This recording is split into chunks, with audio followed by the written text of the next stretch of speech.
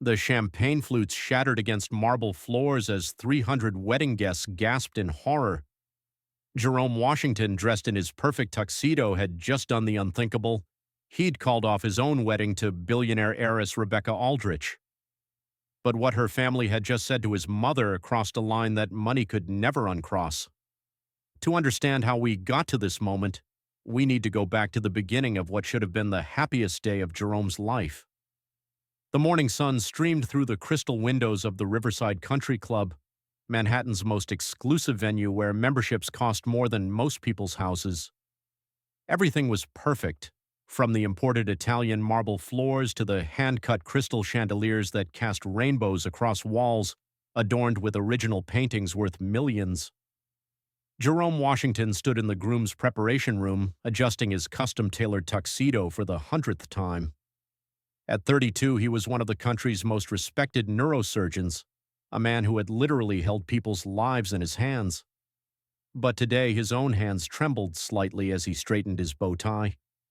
This wasn't the nervous excitement of a typical groom. This was something deeper, more complicated. You see, Jerome had grown up in Detroit's inner city, where the sound of sirens was more common than silence and where dreams often died before they had a chance to bloom. His mother, Dorothy Washington, had worked 3 jobs to keep food on their table and clothes on his back. She cleaned offices at night, served lunch in the school cafeteria during the day, and took in sewing on weekends.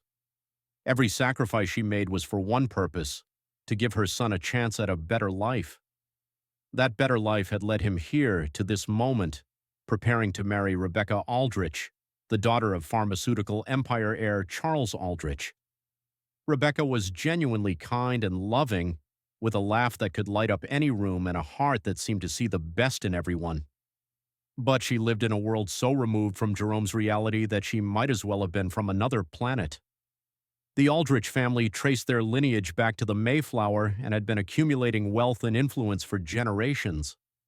They owned mansions, private jets, and political connections that could make or break careers with a single phone call. When Rebecca first brought Jerome home 2 years ago, the temperature in the room had dropped 20 degrees. Not because they were outwardly hostile, mind you, but because their disapproval was woven into every polite smile and measured compliment. Charles Aldrich had made his feelings clear from the beginning. "It's not about race," he would say with the practiced tone of someone who had convinced himself this was true. "It's about compatibility. Background, whether he truly understands our world." But Jerome knew what those coded words really meant. He'd heard them his entire life, wrapped in different packaging but carrying the same message: you don't belong here. As Jerome checked his watch, he wondered for the 1,000th time if he was making the right choice. He loved Rebecca deeply, but love shouldn't require you to constantly prove your worth to people who had already decided you weren't worthy. Still, he had worked too hard to get here to let doubt consume him now. Today was supposed to be about building a bridge between two worlds, about showing that love could conquer the artificial barriers that society had constructed. Down in the main hall, guests were already arriving, and the contrast was stark. Rebecca's side filled with perfectly coiffed socialites dripping in diamonds and designer everything, while Jerome's guests, successful professionals in their own right, somehow looked out of place despite their best efforts. His colleague, Dr. Patricia Burns, one of the city's leading cardiologists, found herself seated at a table near the kitchen despite her impressive credentials. Meanwhile, Rebecca's college roommate, who had never held a job in her life, was seated at the family table. But the person Jerome was most worried about was his mother. Dorothy Washington had arrived earlier that morning, and Jerome's heart had swelled with pride and broken a little at the same time. She wore her best dress, a modest navy blue outfit she'd purchased specifically for this occasion, and she carried herself with the quiet dignity that had been his North Star his entire life. But he could see the nervousness in her eyes as she took in the opulence around her, the way she unconsciously smoothed her dress when she caught sight of women wearing gowns that cost more than her annual salary. Dorothy had raised Jerome to believe that respect was earned through character and hard work, not inherited through bloodlines and bank accounts. She had taught him to treat everyone with kindness, from the janitor to the judge, because a person's worth wasn't measured by their title or their bank balance. These lessons had served him well in his medical career, where he'd operated on everyone from homeless veterans to senators' children with the same level of care and dedication. Throughout the morning, Jerome watched his mother navigate the social minefield with grace that put the so-called sophisticated guests to shame. When elderly Mrs. Patterson, Rebecca's great aunt, loudly wondered within earshot whether Jerome was really suitable for our Rebecca, Dorothy simply smiled and complimented the woman's antique brooch. When the wedding planner spoke to her in the condescending tone typically reserved for service staff, Dorothy responded with patience and politeness. But Jerome noticed everything. He saw the way some guests' conversation stopped when his family members approached. He heard the whispered comments about that urban crowd and watched as his accomplished friends and family members were treated like curiosities rather than honored guests. Each slight felt like a paper cut, small individually but collectively, creating a wound that grew deeper with each passing hour. Rebecca, beautiful in her flowing white gown that had required 6 months of fittings, floated through the preparations in blissful ignorance. When Jerome tried to point out some of the more obvious slights, she brushed them off with practiced ease. "Oh, you know how Aunt Margaret is," she'd say, or, "They just need time to get to know everyone." She genuinely believed that her family's behavior was simply a matter of unfamiliarity rather than prejudice, and Jerome found himself wondering if love was enough to bridge not just the gap between their backgrounds, but the gap in their perception of reality. The ceremony was set to begin at 4 o'clock, and by 3:30, the tension in Jerome's chest had grown to almost unbearable levels. He stood at the altar, watching 300 of Manhattan's elites settle into their seats, and tried to focus on the love he felt for Rebecca rather than the looks of skepticism and barely concealed disapproval he was receiving from her family's side of the aisle. It was then that the incident occurred, the moment that would change everything and reveal the true character of everyone involved. Dorothy, nervous and trying to help where she could, was carrying a small pitcher of water to refresh the flowers near the altar when she accidentally bumped into Rebecca's grandmother, Victoria Aldrich, the family matriarch and a woman who had never heard the word no applied to her in her 87 years of privileged existence. A few drops of water splashed onto Victoria's vintage Chanel dress, a garment that probably cost more than Dorothy's monthly rent. Dorothy immediately began apologizing, her face flushed with embarrassment as she reached for her handkerchief to help clean the barely visible spots. "Oh my goodness, I'm so sorry," Dorothy said, her voice filled with genuine distress. "Please, let me help fix this." "I didn't mean to." But Victoria Aldrich cut her off with a voice that could freeze fire. "This is exactly what I was afraid of," she declared, loud enough for half the assembled guests to hear. "You people simply don't belong in civilized society. I don't know what my granddaughter sees in your kind, but this little accident proves my point perfectly." The words hit the air like a physical blow, and the conversations around them died instantly. Jerome felt his blood turn to ice as he watched his mother's face crumple, not with anger, but with the deep soul-crushing pain of having her worst fears confirmed. This was the woman who had sacrificed everything for him, who had worked her fingers to the bone so he could have opportunities she'd never dreamed of, being reduced to a stereotype by someone who had never worked a day in her pampered life. Charles Aldrich, Rebecca's father, chose that moment to make things even worse. "Mother's right," he said, nodding his approval. "Perhaps it's time we discussed having a more appropriate mother-in-law figure for family photographs. We have a reputation to maintain." The cruelty of it took Jerome's breath away. They weren't just attacking his mother. They were trying to erase her from his life, to pretend she didn't exist so they could maintain their pristine image of superiority. Jerome looked around the room and saw faces that ranged from shocked silence to nodding agreement, and he realized that this wasn't an aberration. This was who these people really were when they thought no one was watching. But perhaps most heartbreaking of all was Rebecca's reaction. Instead of immediately defending Dorothy, instead of showing the moral courage that Jerome had hoped 2 years of their relationship had cultivated in her, she simply whispered urgently to him, "Jerome, please don't make a scene." Let's just get through today. We can talk about this later. In that moment, Jerome saw his future stretching out before him like a prison sentence.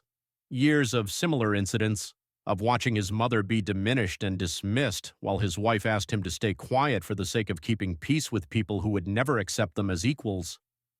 He saw himself slowly losing pieces of his soul until he became the person they wanted him to be, grateful, diminished, and ultimately complicit in his own family's humiliation.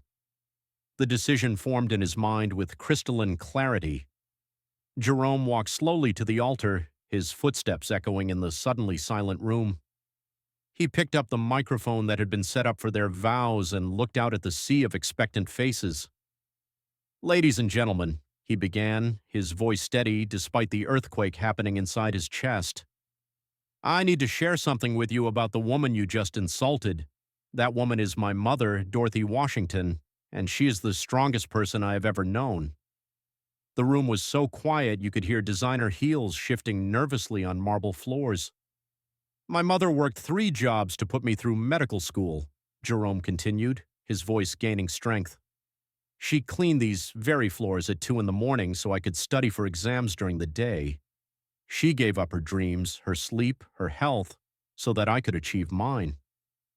She taught me that a person's worth isn't measured by their bank account or their pedigree, but by their character and their kindness." He paused, letting his words sink in, watching as some guests shifted uncomfortably in their seats. "Last month, I removed a brain tumor from Senator Morrison's daughter. Last week, I saved the life of CEO Bradley's son. But today, I learned that none of my achievements matter to people who claim to love me if they can't respect the woman who made those achievements possible." Rebecca stood frozen in her wedding dress, her bouquet trembling in her hands, finally understanding the magnitude of what her family had done and what it meant for their future together. "I cannot marry into a family that doesn't respect the woman who made me who I am," Jerome declared, his voice carrying across the stunned silence. "Rebecca, I love you deeply, but I love my mother more. I choose dignity over dollars, respect over riches, and integrity over inheritance." With deliberate precision, Jerome removed his wedding ring and placed it gently on the altar. The sound of the platinum band hitting the marble echoed like a gunshot through the silent room. He walked over to his mother, who stood with tears streaming down her face but her head held high, and gently kissed her forehead. "Come on, Mama," he said softly. "Let's go home." As they walked down the aisle together, Jerome felt lighter than he had in months. Behind them, 300 guests sat in shocked silence, champagne glasses forgotten in their hands, witnessing the collapse of what was supposed to be the social event of the season. But Jerome didn't look back. He had made his choice, and for the first time in a long time, he was certain it was the right one. 6 months later, Jerome stood on a different kind of stage, accepting a humanitarian award at the National Medical Conference for his work providing free surgical care to underserved communities. As he delivered his acceptance speech about the importance of medicine being accessible to everyone regardless of their ability to pay, he noticed a familiar face in the audience. Rebecca sat in the back row, tears streaming down her face. After the ceremony, she approached him hesitantly. She looked different somehow, less polished but more real, wearing simple clothes instead of designer labels. "Jerome," she said quietly, "I was wrong. Completely, utterly wrong. I left my family 6 months ago, right after what happened. I've been volunteering at the free clinic in Detroit, working with your mother's community programs. I finally understand what real wealth looks like." Jerome studied her face, seeing sincerity where there had once been naive privilege. "Rebecca, I appreciate that you've learned and grown, but I need you to understand something. I didn't walk away from wealth that day.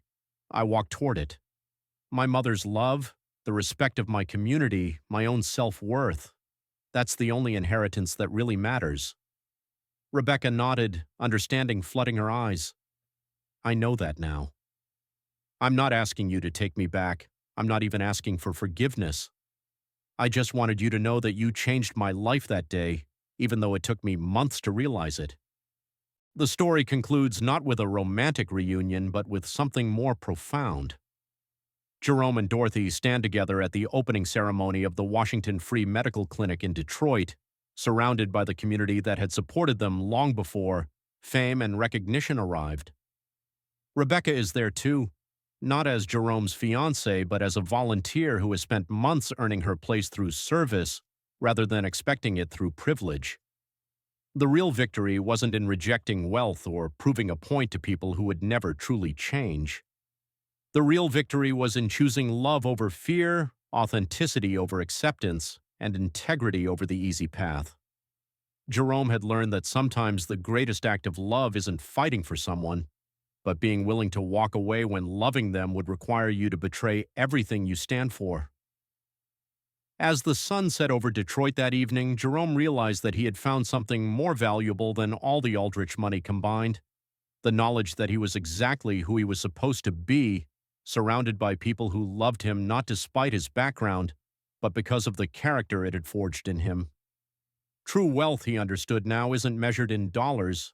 It's measured in dignity, respect, and the love we show to those who sacrificed for us.